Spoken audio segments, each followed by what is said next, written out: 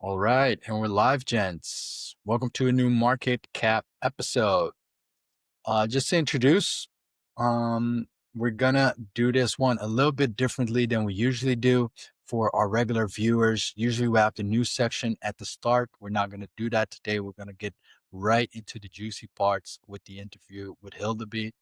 So, first, let me introduce the show. Market caps is where funds and firms provide their insight on their activities, sector, and the markets at large to you, our audience of institutional investors and traders, as well as industry professionals. I'm your host and moderator, Stefano, Director Institutional Services at Alea Research. And with me, I have Darren, our analyst and panel contributor. And we're joined by Hildobby, Head of Data at Dragonfly. And we just want to say that any views expressed by Hildobby will be his own views and not by the firm. Hildobby, welcome, man. I've been wanting Hello, to have everyone. a long time. It's good to finally have you here. Well, yeah, thanks for having me. I'm very glad to be here. Absolutely, man. Let's get into it. I was curious first. Tell us a little bit more about what a head of data at a VC like Dragonfly does, and also how that ties into the larger picture of what they do, right? So my job is threefold, I would say. The first one being I'll help on due diligence process whenever there's data to look into. The second one being once we have invested in certain companies, I'll help them out on their data needs, and that can be very wide.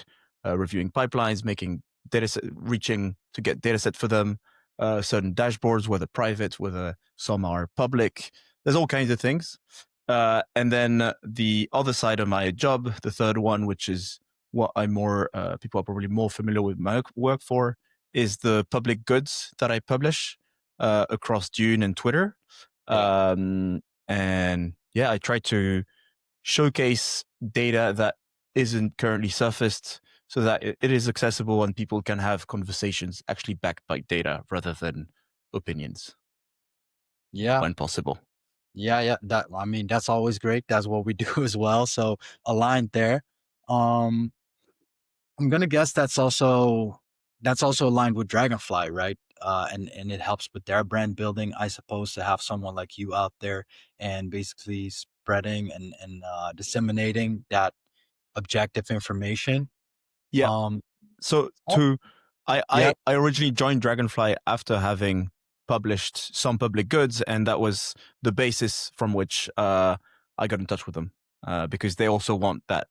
You know, it's good brand building as well, and it comes back to Dragonfly in good ways. yeah, I think that was a magical time, like early Dune days. People building dashboards and getting known for that, and a lot of people got hired off of the good work they did back Yeah. then. Yeah, those were magical times. Another question was kind of going off the cuff here. You mentioned the different areas you focus on. Is it is it ever more forward looking? Like, say, Dragonfly wants to get into I don't know, some area that they're not currently into. That might be hard because you guys, I think, cover everything pretty widely. But for sake of argument, might you also then start doing some digging, start gathering some data so that they can start having some informed high level decisions about a sector that might be coming up? I well, not really because I tend to focus on data that will be the highest impact possible, and that tends to be in established sectors. Let's call it that way. Mhm. Um, and yeah, because that's where I'll have I'll be the most productive in terms of what I put my time into. I want it to be as high. I have it as high of an impact as possible. And yes, so I'm not necessarily looking all the time at new sectors, and also those new sectors tend to have no data at first. They actually tend to, be people talking to partners, but things may not be live. So it actually the conversation starts way earlier than the protocols being live, right? Yeah. So yeah, but I do try to surface and look at trends into existing sectors, and we do look into investments that way. Got it. That actually makes a lot of sense. Yeah, emerging sectors might not have data available. So, okay, yeah, that tracks. Talking a little bit more about venture capital, right? Just to start at a high level for our viewers, like, can you walk us through the venture capital life cycle from seed and maybe even pre-seed actually to all the way to an exit? Like, how does that work? What's the typical flow like? Um, yeah, what does that look like? There's a lot of misunderstanding if you look on crypto Twitter and stuff, because people are going to invest in very different styles. And most of crypto Twitter is going to be looking at short-term investments. When you look at investments, they're not looking 5 years out. Very Mhm. rarely they are. But that is actually what venture capitalists do. You look at a long time frame, and therefore you do, of course, you may get better deals than you would on the open markets, but you also Right. take higher risk because you have to hold those positions for a lot longer. So, and if you look at the life cycle of many protocols and many things in crypto, 5 years is a long time. It's a really long time. So it's a very different investment strategy that I think people misunderstand. And yeah, I don't know. I think it's a lot of things on crypto Twitter getting angry at each other's stem from that as well. Yeah, for sure. That's a common theme, I think, with a lot of the guests we talk about, like market makers are a good example. There's so much misunderstanding and usually just a lack being informed, which I tend to see that as soon as people don't understand something, they tend to like fear it. They tend to assume all the worst things, you know? So it's yeah, a bit of psychology there. It's funny how that happens, but the same could be said for VCs. That's very true. Um you touched on something specific. You said 5 years is a long time in crypto. It surely is. It's more than a full cycle. Um I have two follow-up questions on that. The first one is a bit more personal about, yeah, maybe touching back on that point about how you started as a Dune wizard and entering the space. I believe you were even like in college back then, if I remember correctly from our personal talks. Um, Yes. Now, I don't know how many years in actually, but maybe something like a full cycle, maybe even more. Well, How I have have Yeah, yeah, go ahead. Like, how long have you been not yet a VC investment life cycle. So here?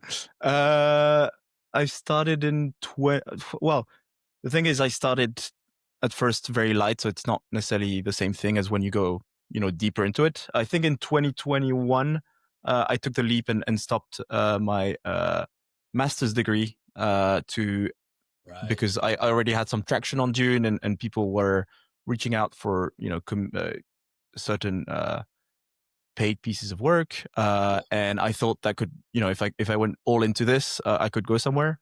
And that, yeah, I want to say February 2022 is when I took the leap, and then I joined Dragonfly like 4 months after that. But I actually started using Dune, during the whole COVID period. So I was stuck at home. I had my university, my master's, as well as a job on the side. That wasn't as exciting. I was working in, it's essentially the same job, but in the dairy industry, which I find extremely underwhelming. But to each their own opinion. Uh, yeah, consider a market where you got price updates like once a week or something. It's a very and a slow moving, and there's not much new. So I wanted, something with more excitement, and I think crypto is pretty exciting. Yeah, for sure. It's funny. We have parallels, and I've mentioned on the show before. Like, I started out in market research and fast moving consumer goods. So, dairy is part of that. And Yep. I said before in the show, like it's not fast moving consumer goods is not such a fast moving industry, ironically. So this is definitely a change of pace and more interesting. I wanted to ask specifically, like going back to that kid right during the COVID period, still in college, having two jobs, and now head of data at Dragonfly, about 4 years into this industry. How have your views changed on the market, the industry, and crypto in general? Well, when I started, I didn't really know what I was doing. So That's that's fair enough. that's that's a change. I feel like I'm a little more aware of where I'm at. And I originally started with my pseudonym Hildobby because I wasn't necessarily confident in my stuff, and I didn't want to put my full name behind it. And that way, I could always, if I say things that are completely irrelevant or everyone thinks I'm dumb, I can always wipe out what I'm doing. But there's also this process. If you look at people joining Dune, you don't know what you're doing at first, but it's just by doing it that you eventually get into get into the thing and actually understand how the protocols work, how the EVM works, how different VMs work, and you actually need that process of at first not necessarily being all that competent, because that's how you acquire those skills. There's not much course that you're going to follow to learn blockchain data that is going to be, the end all be all.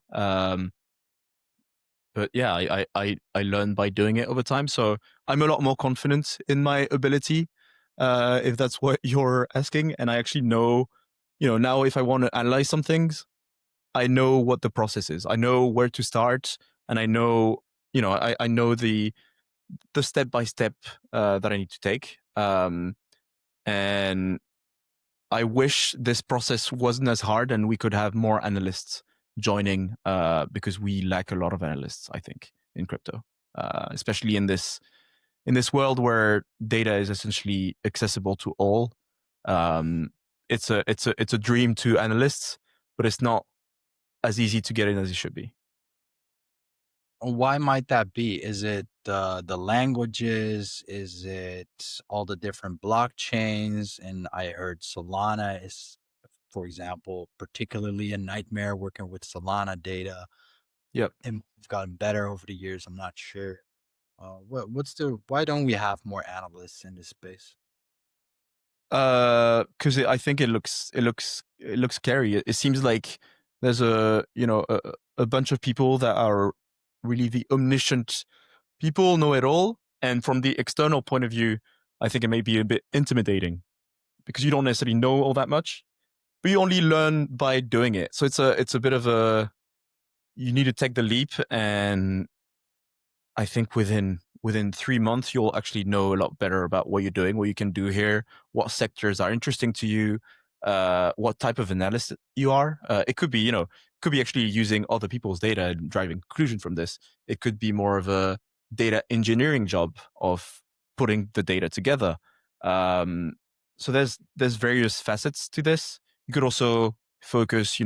I chose to work at Dragonfly because it also allows me to jump around to different sectors that I find interesting.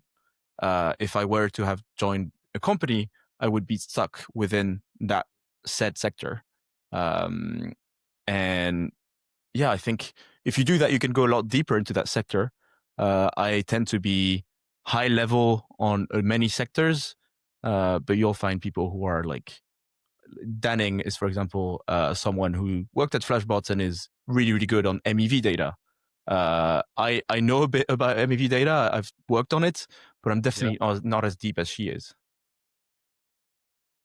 that makes sense. Yeah, you're already touching a little bit on what we're gonna talk about a little bit in just a minute. We're gonna get into some of your dashboards, and one of them is on MEV, indeed. Also, Mm-hmm. blobs, ETH staking. Um, Before we get there, though, I do. I'm still curious about a few things from your perspective working at a VC. Um, Go ahead. One is, yeah, I think, okay, the most interesting one I think is you touched on just now that there are a lot of misconceptions around, well, a lot of parts of the industry and venture capital as well. One of the things that VCs, but also KOLs and projects got a lot of heat for was what was called the low float, high FTV meta, right? Hmm. So, yeah, we saw that a lot this particular cycle. Um, yeah, I guess the question is like, what's the reason for the popularity of that meta? Why did we see so many projects launching with a model like that Uh, or it's a structure? it, it's a good question. I'm not necessarily the most knowledgeable on this, but I it just happens to be the the way things have worked the best so far for companies that have raised through venture capital. Um, and I'm actually looking at I'm currently working on a research piece where I look at the impact of token unlocks on price of tokens and seeing if different unlock patterns can be affect the price a little less, which would essentially try to determine what would be the best unlock pattern. Is it linear over, a lot of years? Is it all at once? Like, what's going to be the best one? And it's really hard actually to determine, but I'm still working on it. So I'll have a better answer for you later on, and hopefully, uh, it makes high FTV low float look good, but I don't think so. But yeah, I currently don't have all that much answers for you now. But I That's hope fair. to. I'll follow you up with the research piece once it's out.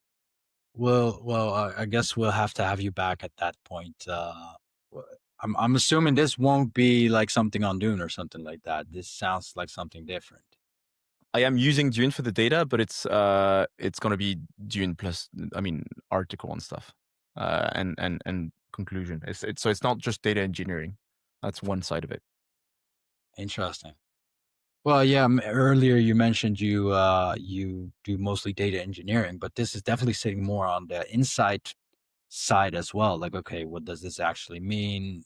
What for projects and how should they launch? Things of that nature. Okay. Well, okay, we'll have you back and then we'll follow up on this one. Um, Okay, cool. how do you think about like how do you look at the current cycle and is like in what ways is it different to you than prior cycles? If you can even compare, because like we said, this is basically like still kind of like your first cycle. You came in 2020. It's first cycle where I'm actively working in the industry, but I was on the sideline, invested personally, but I was already following the market and trying to understand what this was all about. I even did an internship back in 2019 at a company called Kaiko, which is a market data provider for central exchange data and Yeah. at a trade level and order book data. And that's where I understood that maybe this was more than just sending tokens around, and that's what got me a little hooked, and had this in the back of my mind during my master's, which I then dropped out of. But anyways, I forgot the question. The question was like, okay, like going back to that time, right? And the cycle we were in back then Oh yeah, okay. and the cycle we got going on right now. Like, how does it compare to you in your eyes? I think it's very, very different. If you look early on, the cycles were overwhelmingly dictated by Bitcoin halvings, because there were very, very high impacts.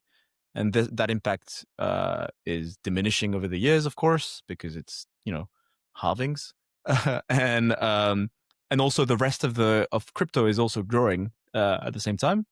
And I think we're getting to a point where cycles across the crypto industry are decoupling, and you're going to have cycles for different things, not necessarily happening at the same time. Mm, Um, and you can solve this with the Solana cycle. I would call it over the past few years, month. yeah. Um, and now you have like let's call it a dat cycle. I don't know. It's a lot more. The market is maturing, and there's more going on, so it's a lot less predictable, like it was when it was mostly based on the halvings. Um, and I think it's getting interesting. I think it's a really good evolution. Yeah, that's an interesting notion actually about, okay, it's not just one market. We're having sort of like mini or sub markets within the wider industry going on. And they might perform very differently from each other. Yeah, That's an interesting observation. because you Do had you, you had DeFi summer, NFT summer, like those were a thing where the rest of the market didn't necessarily follow those trends, right? So you yeah, already had these signs of maturing a few years ago, and now that more and more sectors mature, each of those have their time to shine, yeah. and they'll come back and they'll have their own cycle. I'm sure we'll have stable coin cycles, and we'll have other DeFi summers, or I don't know. We'll have things that happen within these sectors and not necessarily correlating to the rest of the market. The DeFi Well, renaissance. That's what we're waiting for. there we go. Of course, there's also, of course, a lot of macro impact, and that will remain the case. Where the industry is heavily impacted, especially by policies in the US and all the major places. So that's not going to change. But I think if you look within the sector itself, within the crypto industry, here you see decoupling. That makes sense. And you already mentioned DATs and ETFs is another one that's kind of similar in the regard that is bringing in these institutional players. Do you think that's also like that's a distinct thing about this cycle, I think, as well? Like, what do you think is the impact of these? Will we experience less volatility, like similar to because of the continuous halvenings? Um, Might this be another stabilizing force? Well, I think institutions coming to crypto in general is really good, right? There's both the vehicles to do this, which is decentralized asset treasuries as well as ETFs, but there's also the policy that makes those possible that have changed in the recent weeks, and it all comes together into, of course, well, the ETFs have been live for over a year for both now, I think. And I've been tracking those, trying to trace them on chain. I think what you'll see is a lot of reportings are going to look at reported numbers, but I'm trying to actually look and find all the addresses where those are stored. So this has been a little, game of mine of every few days I go back and track all the new wallets where BlackRock is storing their Bitcoins and Ethereums.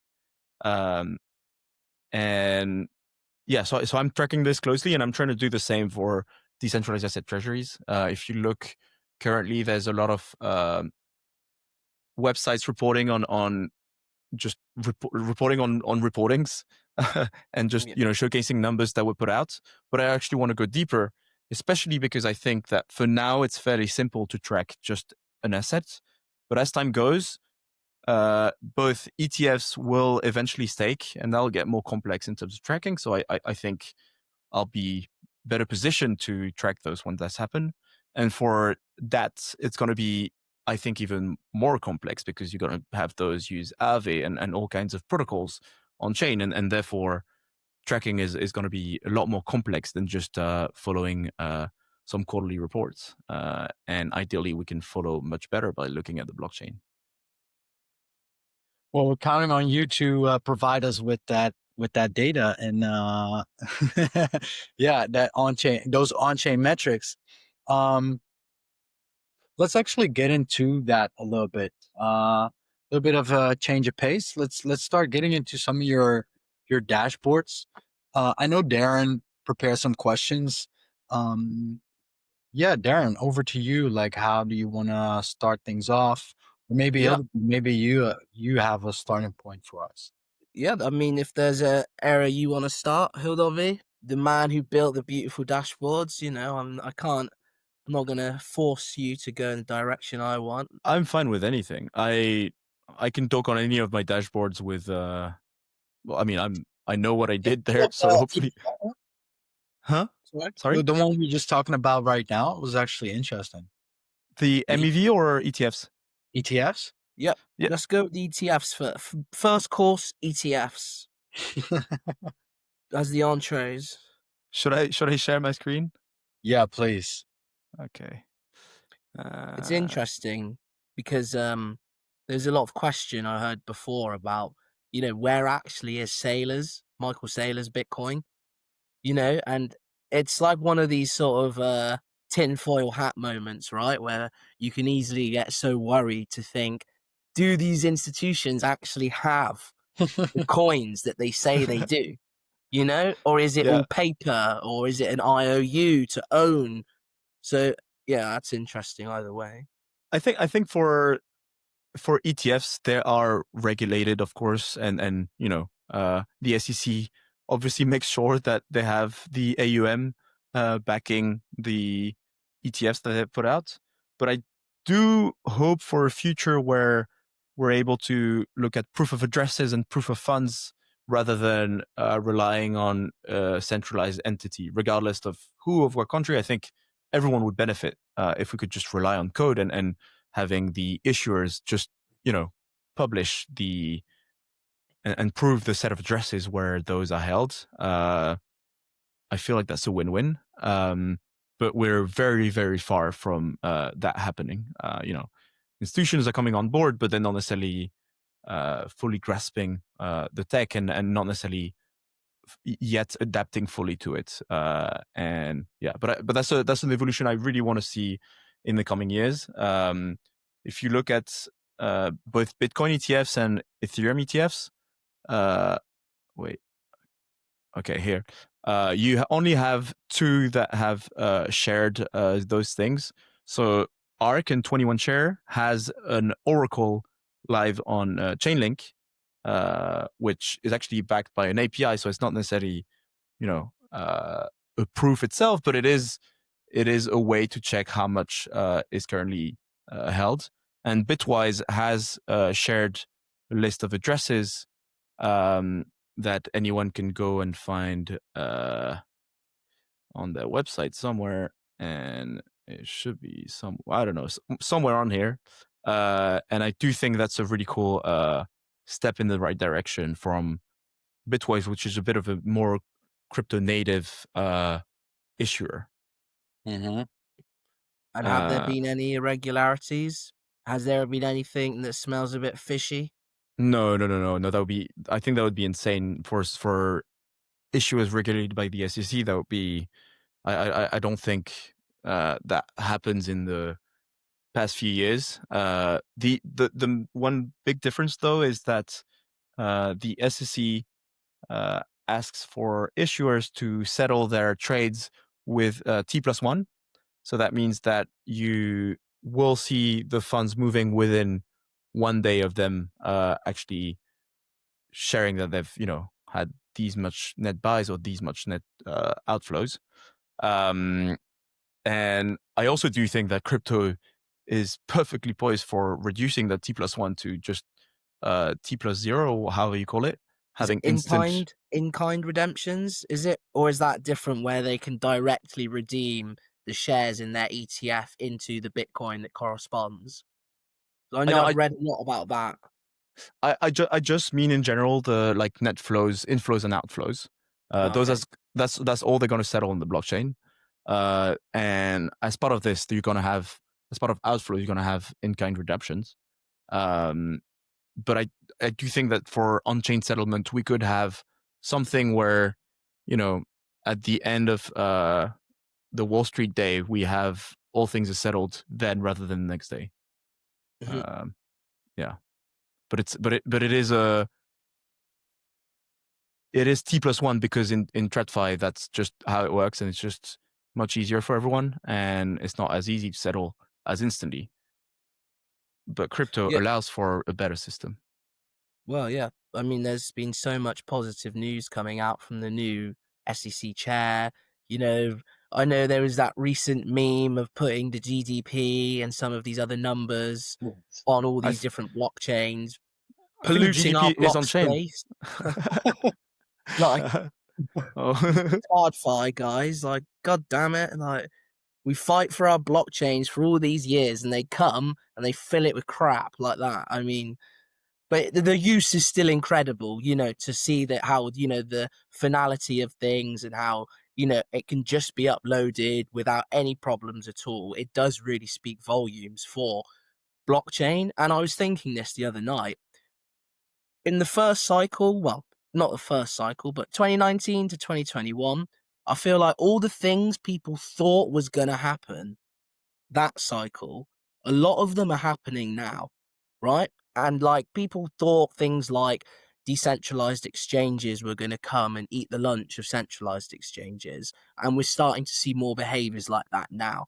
You know, the core concept of a real world asset of, you know, bringing these different assets on chain. Everyone thought that Do Kwon's mirror with the mirror as part of the Luna protocol was going to do it, but instead they just got sued to oblivion by the SEC. And I think in a way, like a lot of these things just take time, you know, old men in suits to decide legislation and have their long lunches to pick out these rules, whilst the younger guys who are speculating on all of these things, you know, just saying, why hasn't this happened yet? Why hasn't this happened? And then CT goes on to trade themselves into a doom spiral.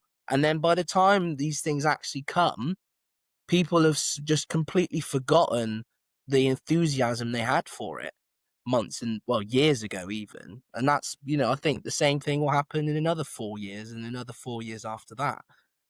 And yeah, sorry, I went off on a rant there. No, I agree. I think it's also because we're looking at blockchains at what they'll be capable of tomorrow, and we are at the end limited by, you know, the throughput, the latency that they allow. And in order for DEXs to compete with centralized exchanges, you need very low latency to be, you know, like else, like if it settles in more time than on Binance, why would I go and use that? Like it's just not necessarily a good strategy. It's not, you're not going to have the edge. But now we're seeing much more competitive alternatives, like Hyperliquid for perps, and you know, it's those things are finally emerging, but they've taken a few months for the tech to be even ready, essentially. So yeah, it is. I think it is cool to be watching this evolution and being part of the industry while that takes place. Mm-hmm. Yeah, and speaking of scaling, I think we can segue nicely into Blobs and the beautiful Blobs dashboard that you prepared. Well, not before the show, obviously, but you know, we had a famous show in the UK, Blue Peter, where they'd always say, and here's one I prepared earlier, and it would be like a big sort of stupid thing that kids would enjoy, but now it's June dashboards instead. So yeah, I mean, the Blobs have been a real sort of slept on in some ways. They've, you know, allowed for a lot of advancements to be seen in amongst the layer 2 ecosystems. And I guess it's sort of, you know, really enabling Ethereum to be that sort of settlement layer. And do you think that as the Blobs carry on to develop, is it going to set up that everyone will just be transacting on layer 2s in the future, and the ETH mainnet is purely there as just like this sort of base layer to secure everything in place? Or do you see Blobs moving on in a different way?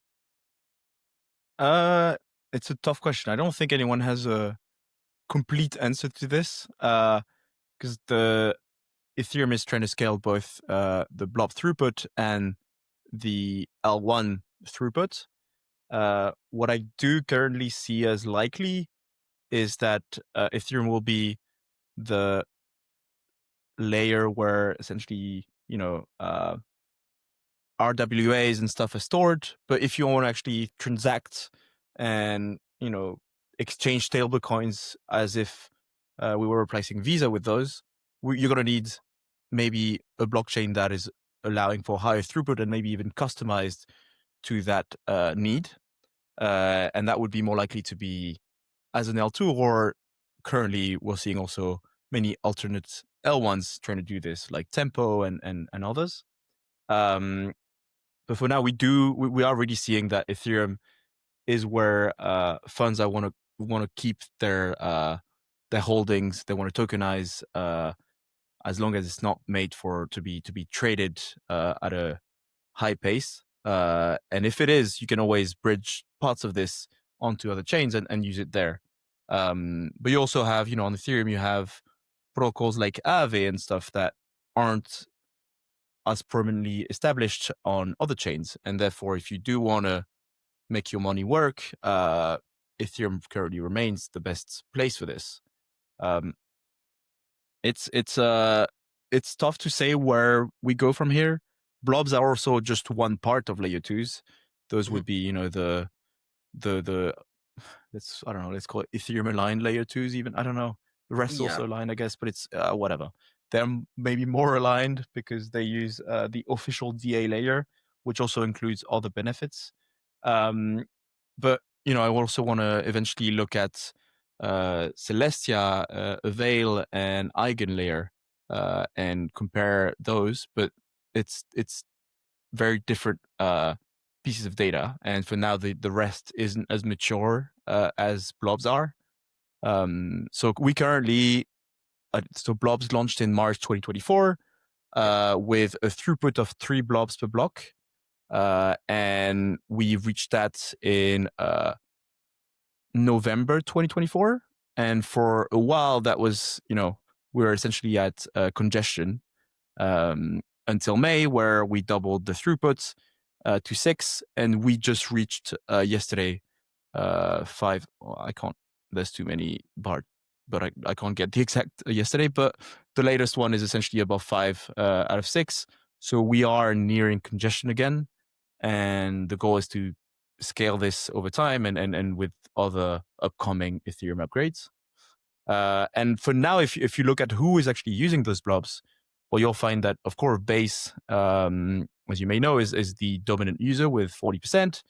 I don't know if you're aware, World Chain has been growing steadily in terms of blobs market share and represents a high, quite a high share.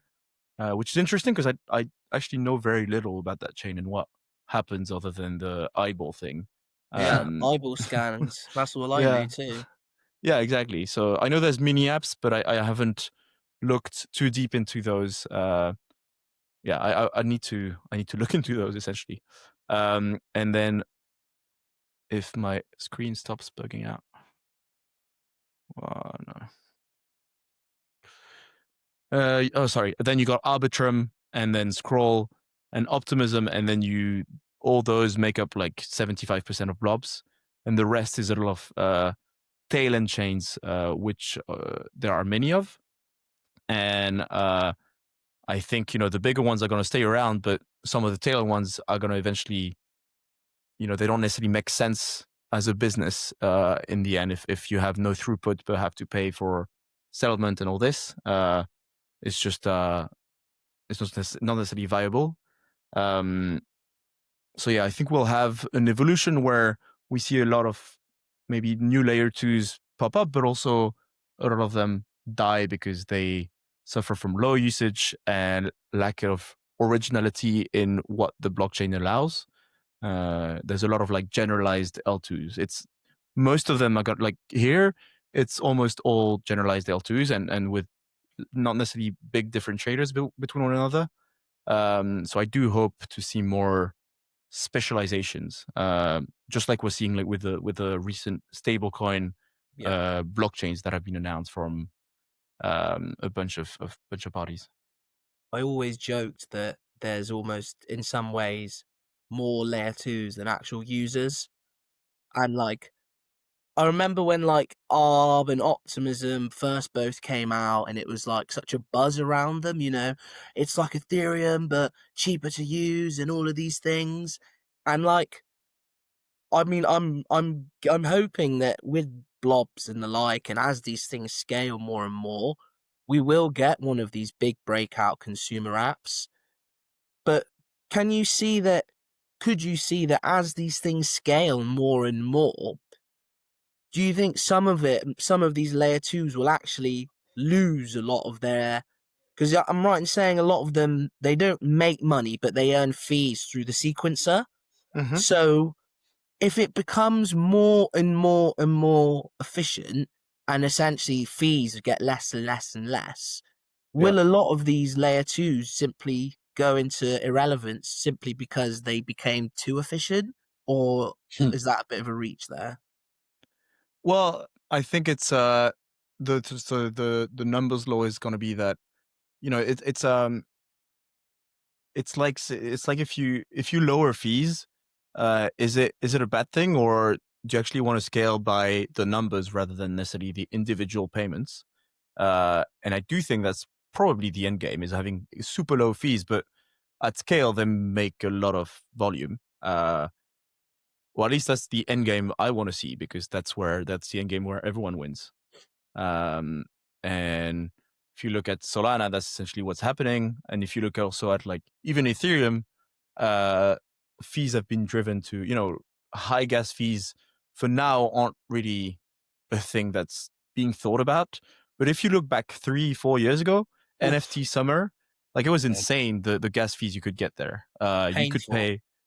I remember the um, other side mints from the, you know, the Bored Ape team, Yep. which brought fees for like half a day to over an ETH for any transaction.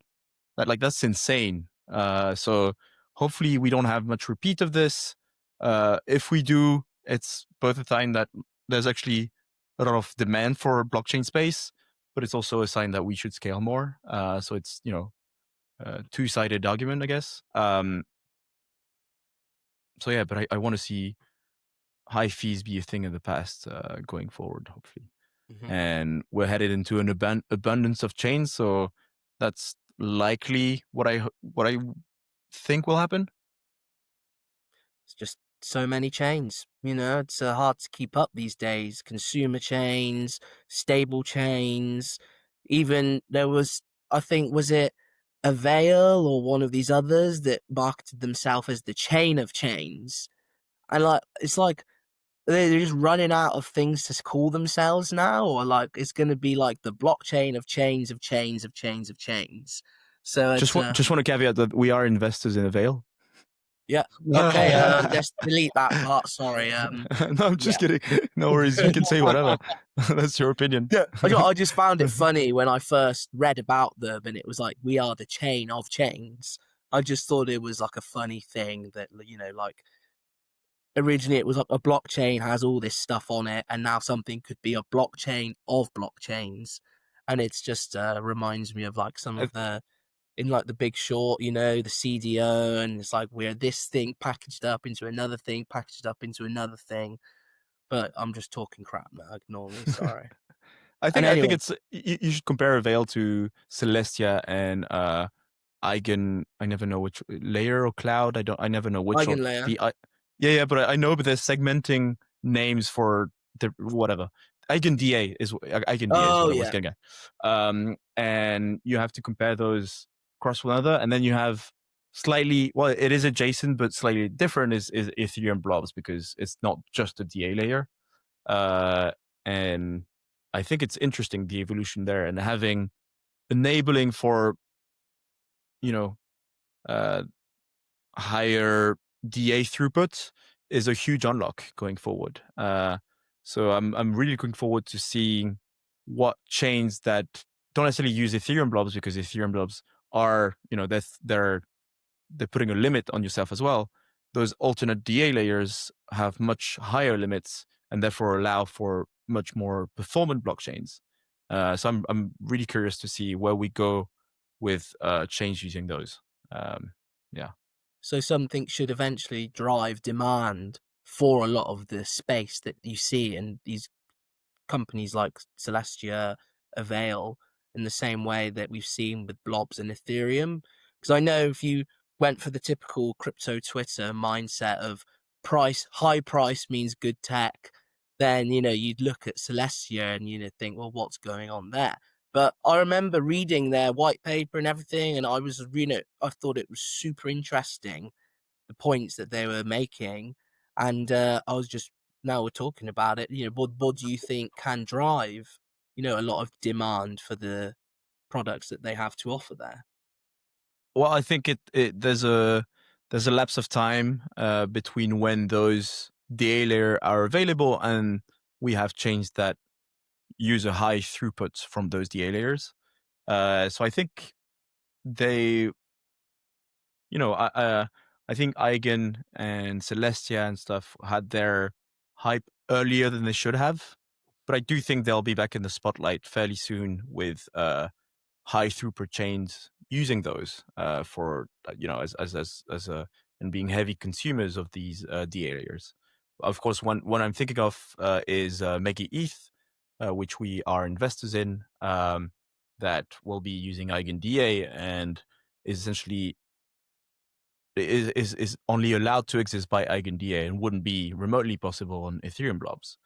And having those lower latency, high throughput, high transaction, high TPS, those allow for many things. If you want to, if you look, for example, as a simple example is if you look at Visa, how much is settled, to even consider having an alternate payment system that is based on crypto, you would need something of similar size, right?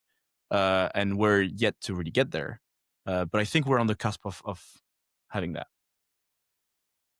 Not that I think we need like Visa is going to get fully replaced by this, but I just think these are the orders of magnitudes that scale to the world, and that applies to many things, not just payments.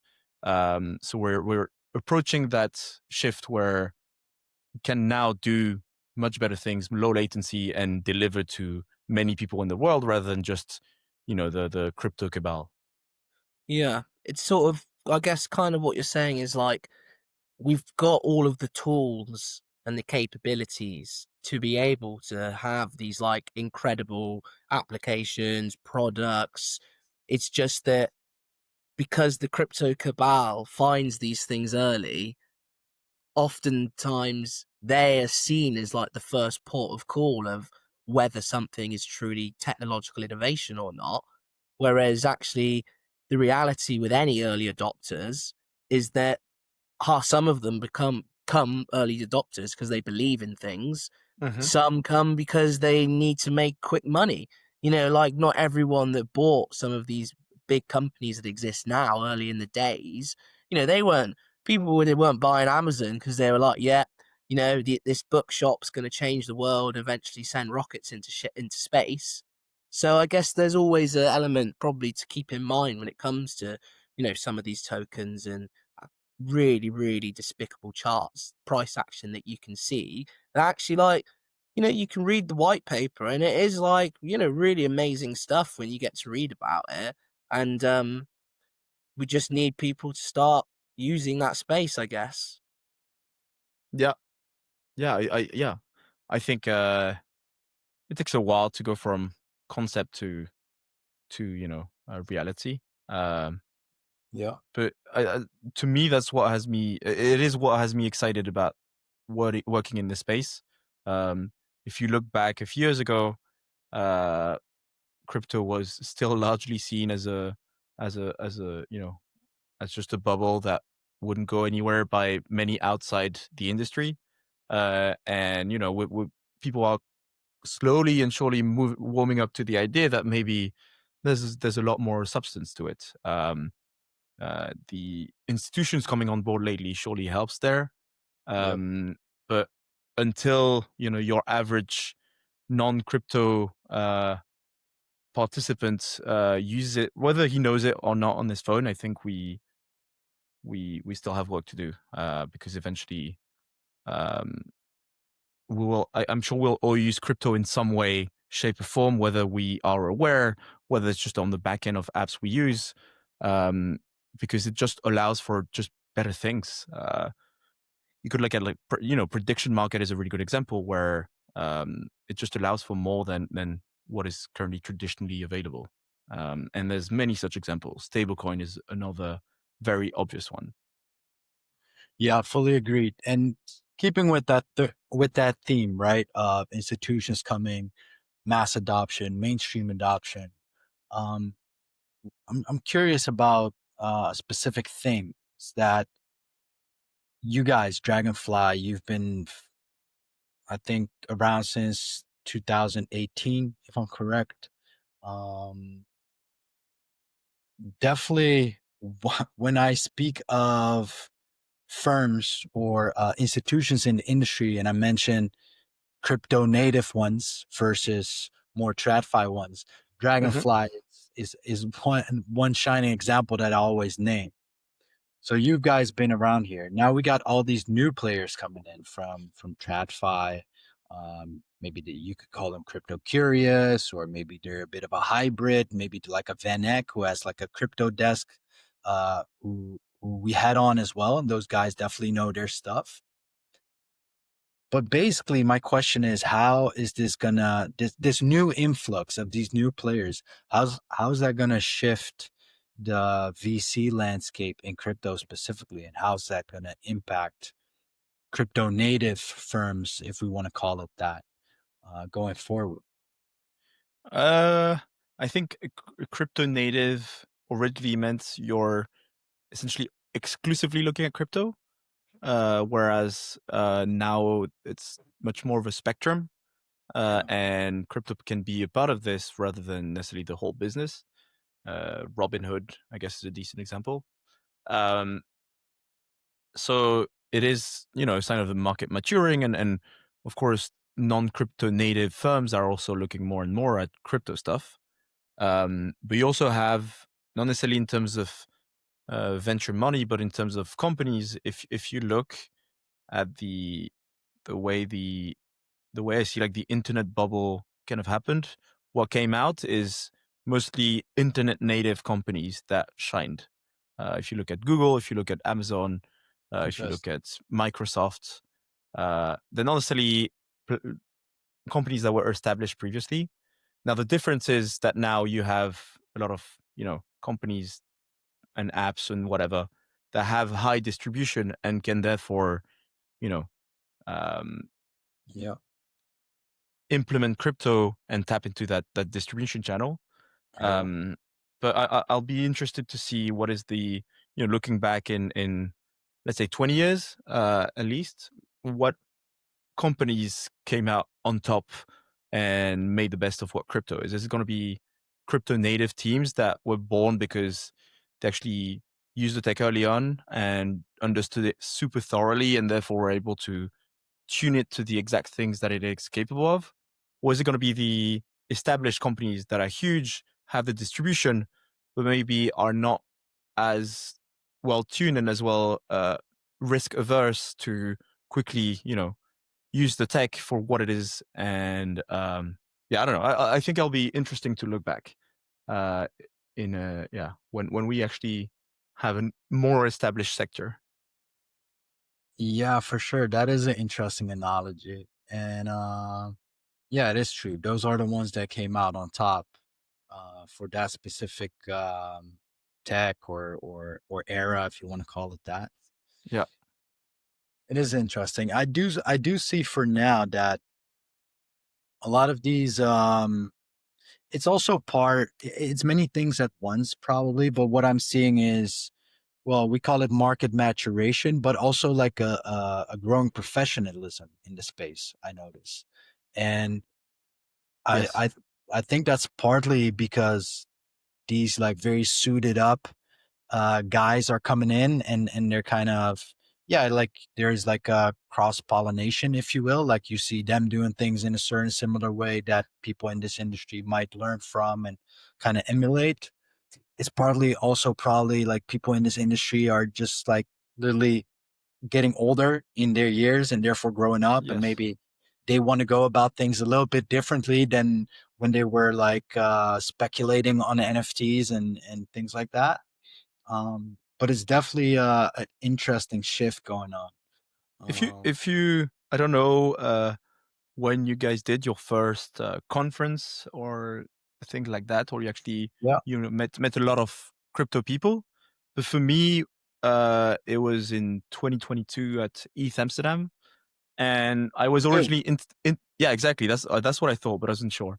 I was originally intimidated by those people I saw online because I didn't necessarily know who they were. And my impression was that, oh, they must be much older, much more established and stuff. And then you go to conference and you realize everyone's your age, and it's not really, and you're not necessarily, much younger or anything. And that's also something that's pretty cool, I think, in this industry, to have a very young industry where you meet a lot of really cool people who are very like-minded. It was actually one of the things that made me go like, oh, I could see myself here. Yeah, exactly. Industry. Yeah. This is young. This is vibrant. This is exciting. There's a buzzing energy to it. Of course, it was also good times back then. Although, like the bear market had kind of like started. It was April 22, I think, for me. Mm-hmm. But it's good for the but soul. and to add on that point, like if I go to conferences now, it's definitely, I mean, some more than others. For example, you go to a consensus in Hong Kong and like everyone's suited up, yes. It's also specific to dev conferences, of course, and you're gonna have more VC focused conferences. Let's call it that. Yeah, and I tend to be more interested in the dev one, because that's where, even though I'm part of a VC, that's where most of my work is actually the thorough understanding of the blockchain and trying to make sense of it. Yeah, for sure, man. Yeah, that makes a lot of sense. Going back to your work specifically, you already mentioned you're working on some reports. Maybe new dashboards are coming out. What can we expect from Hildobby and from Dragonfly in the near future? So I don't know how near, but I'm working on I'm always working on a couple of projects at once, and you always have blockers at various stages for each of them. And whenever I have that, I switch to the other one and vice versa. So what I'm currently working on is, I think, one big piece of the puzzle that we don't have much data on is interoperability, and how much, like, who's using what bridge for what are the settlement times, what are the settlement costs. Native bridges also tell you a lot of information in terms of layer twos and how much TVL they have there from the get-go. There's a lot of things here, and I think it's also um, it fits into other parts of my work. A lot of my work is tagging and sleuthing for different addresses, whether that's staking entities, trying to see who that is, or another recent piece of work I did is on centralized exchanges and trying to get the list of addresses where these are storing their cryptos. And bridges is a piece of the puzzle that's heavily necessary for sleuthing. And I need to know, okay, if this guy used bridged here, like, where is he actually going and on what chain? And right now I'm in the data engineering phase of creating like bridges.flows on Dune. Let's call it that, with trying to get as complete of a picture. And depending on how that goes, I'll either be presenting this at DuneCon or something on DATS and stablecoin. So yeah, I think that's where I'll share my next big piece, hopefully. Very exciting. All right, DuneCon during DEF CON, I believe. Yes, in Buenos Aires in November. Awesome. All right, so people should find you at DuneCon in DEF CON, at Yes, DuneCon at DEF CON in Buenos Aires. Yes, where sir. else can they find your work, and where else can they find Dragonfly best?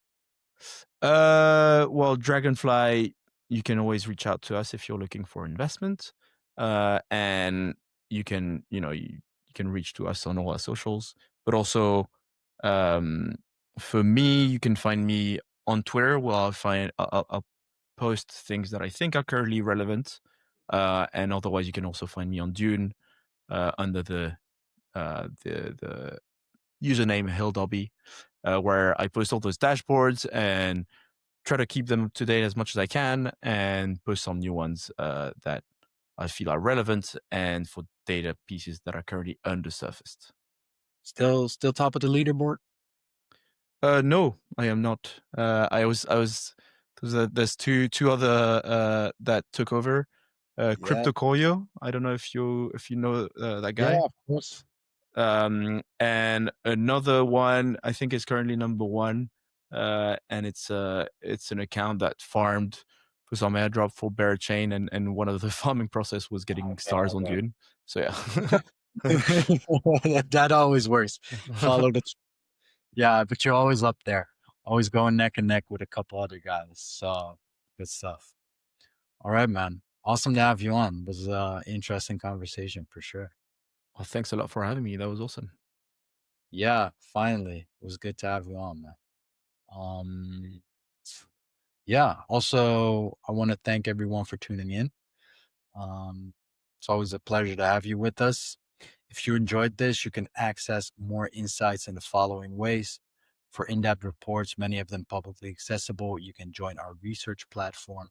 For protocol and market summaries and highlights, you can subscribe to our newsletter. And for daily news updates, you can join our Telegram channel. All the links are in the bio. And of course, you can tune in next time. We're live every Thursday, 10 a.m. Eastern Time on X and YouTube. This was Market Cap, where funds and firms provide their insight on their activities, sector, and the markets at large to you, our audience of institutional investors and traders, as well as industry professionals. See you on the next Market Cap.